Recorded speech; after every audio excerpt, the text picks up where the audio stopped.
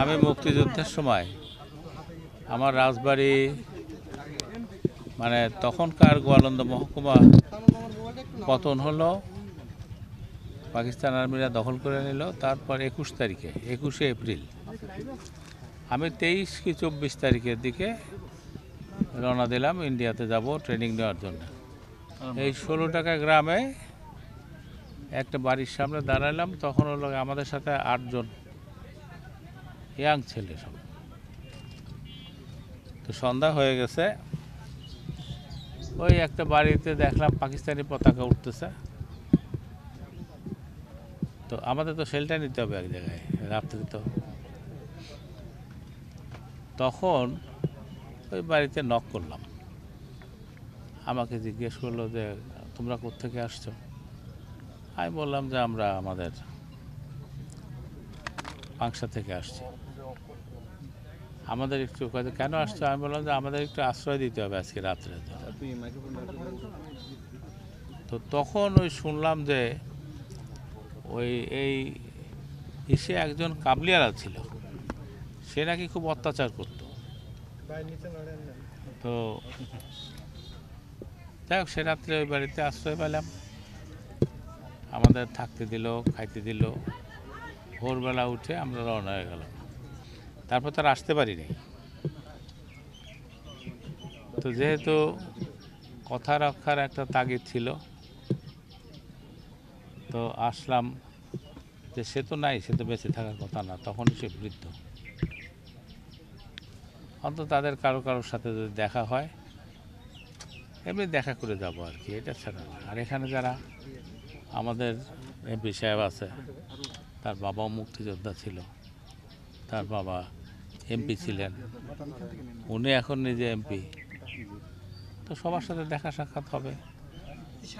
এটা কিছু প্রসেস আছে, একটা প্রথমে ফিজিবিলিটি রিপোর্ট হয়। ফিজিবিলিটি রিপোর্ট যদি পজিটিভ হয়, তারপরে এটা প্রকল্প প্রণয়ন হয়, এস্টিমেট হয়, ডিজাইন হয়, তারপরে এইটা একনেকে যায়। তো এটা নীতিগতভাবে যেহেতু, এবং এটা প্রায় মাননীয় প্রধানমন্ত্রীর প্রতিশ্রুতি, এটা কাজ চলতেছে। এখন এই প্রসেসগুলো সম্পন্ন হলে একনেকে যাবে, একনেকে পাশ হলে যাবে হলো ইআরডিতে। ইআরডি তখন এরা অর্থ যোগানের জন্য বিভিন্নভাবে চেষ্টা করবে। ওই পর্যায়ে এখনও যায় নাই। ওই পর্যায়ে গেলে এটা যেহেতু মাননীয় প্রধানমন্ত্রীর প্রতিশ্রুতি, এটা ইনশাল্লাহ হবে। আবার এবার ঈদ যাত্রায় কোনো কালোবাজারি হয় নাই। তো এইবারই প্রথম মানুষ স্বস্তিতে ট্রেন ভ্রমণ করছে, তাই না? এবং শুরু যখন হয়েছে, শেষটাও ইনশাল্লাহ ভালো হবে। আপনারা অবগত আছেন যে রেলপথ মন্ত্রণালয়ের মাননীয় মন্ত্রী জনাব মোহাম্মদ জিল্লুল হাকিম এমপি, তিনি স্বাধীনতা যুদ্ধের সময়, মহান মুক্তিযুদ্ধের সময় এই 16 টাকায় তিনি যুদ্ধকালীন সময় এসেছিলেন। তার এই স্মৃতি বিজড়িত স্থানকে তিনি পরিদর্শনের উদ্দেশ্যে তিনি আবার আমাদের এই গাংনী উপজেলার কথা মনে করেছেন, 16 টাকাবাসীর কথা মনে করেছেন, তাদের কথা শুনতে এসেছেন, তাদেরকে দেখতে এসেছেন। আমরা পরম সৌভাগ্যবান যে সরকারের একজন মাননীয় মন্ত্রীকে আমরা স্বাধীনতার এত বছর পরে তার পুরনো স্মৃতি রোমন্থন করার জন্য এই গাংনী উপজেলায় 16 টাকা ইউনিয়নে আমরা পেয়েছি। আমরা মন্ত্রী মহোদয়ের জন্য শুভকামনা জানাই এবং তিনি আমাদের এখানকার মানুষের জন্য শুভকামনা জানিয়েছেন। এবং তার মাধ্যমে আমরা আশা করি যে গাংনী উপজেলা এবং মেহেরপুর জেলা রেলপথ চালু হওয়ার পথ আরও উন্মুক্ত হবে, আরও প্রসারিত হবে এবং গাংনীবাসী সহ মেহেরপুরবাসী এই সফরের একটি সুফল পেতে পারে, এটি আমরা আশা করি। মানে কিছুদিন আগেও জানতাম না কিছুই যে এই ঘটনা সম্পর্কে।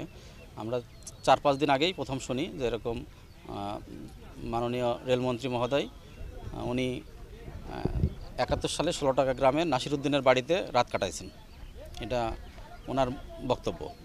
এখন সেই সময় মুক্তিযুদ্ধকালীন সময়ে উনি ওই বাড়িতে ছিলেন, মানে আমাদের বাড়িতে, আমাদের যে বাড়ি ওই বাড়িটা ছিল তখন যৌথ পরিবার।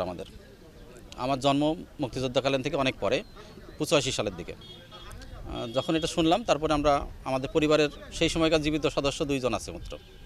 একজন আমার বড় চাচি, যিনি নাসিরউদ্দিনের স্ত্রী এবং আমার মা, তাছাড়া আর কেউ নাই, বাকিরা সবাই মারা গেছে। এখন মন্ত্রী মহোদয় যেহেতু আসতেছেন, আমরা সেটা দিয়েই মানে ওনার কাছ থেকেই প্রথমত মানে বুঝতে পারছি যে এরকম ঘটনা ঘটছিল। তবে আমার বড় মা এবং আমার মা বলছে যে ওই সময় বিভিন্ন লোকজনই আমাদের বাড়িতে এসে থাকতেন এবং আমাদের পরিবারের একটা বৈঠকখানা ছিল, এখানে আমার আব্বার বন্ধু এবং আমার বড় আব্বার বন্ধুরা আসতেন এবং সেই সময় থাকতেন।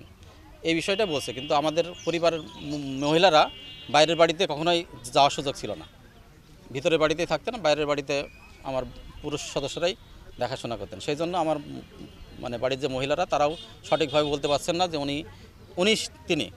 তবে আমার আর একটা চাচা আছে, চাচাতো চাচা, উনি বলছেন যে উনি মনে হচ্ছে যে রাজবাড়ি থেকে একজন এসেছিলেন এবং তিনি বলতে পারছেন সেটা যে তিনি ছিলেন এবং ওই সময় ছিলেন, এই কথা উনি বলতে পারছেন। এটা মানে শোনার পর থেকে আমরা খুবই আবেগ আপ্লুত হয়ে গেছি যে এত বছর পরে, 53-54 বছর পরে উনি মনে করছেন 16 টাকা গ্রাম এবং নাসিরউদ্দিনের নাম, সেটা দিয়ে আমরা অনেক মানে অন্যরকম অনুভব করছি এবং সেই সঙ্গে আমার গ্রামবাসী অনেক খুশি যে মন্ত্রী মহোদয় আমাদের বাড়িতে বা আমাদের গ্রামে আসতেছেন।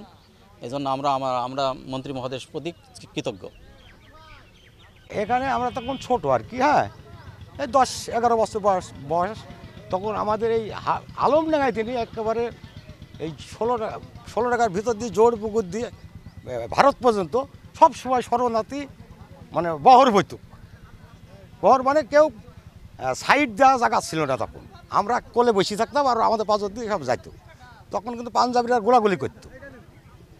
আমাদের সামনে একটা লোক এখানে ওই ডুবার পুল বলে ওখানে গুলি করেছিল, সেই লাশ নিয়ে এসে আমার বাড়ির কাছে ধীরেন বলি সে শরণার্থীটার নাম, ওর ভাই সকলরা বললো আমরা তো আলগি রেখেছি বা ভাইকে বাঁচানোর জন্য, আজকে ভাই যখন মারা গেল আমরা আর ভারতে আর যাব না।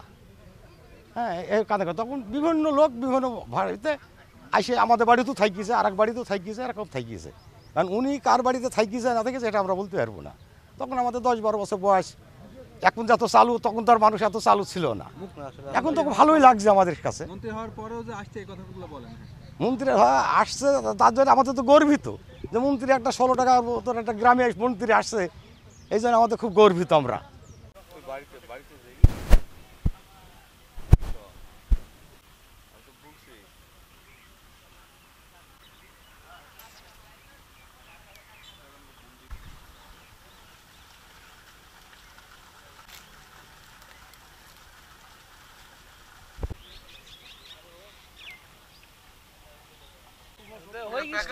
এখন সে আসছেন তো আগে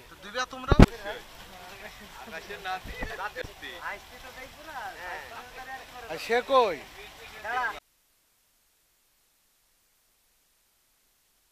এই কাজল ভাই একটু ভাগা করেন।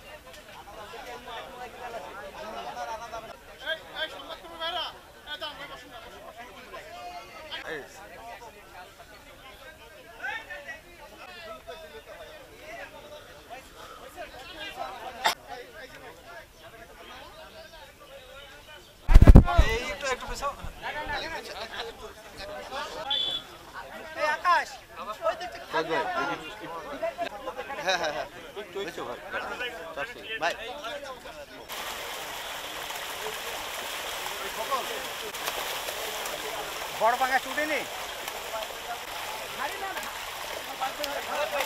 না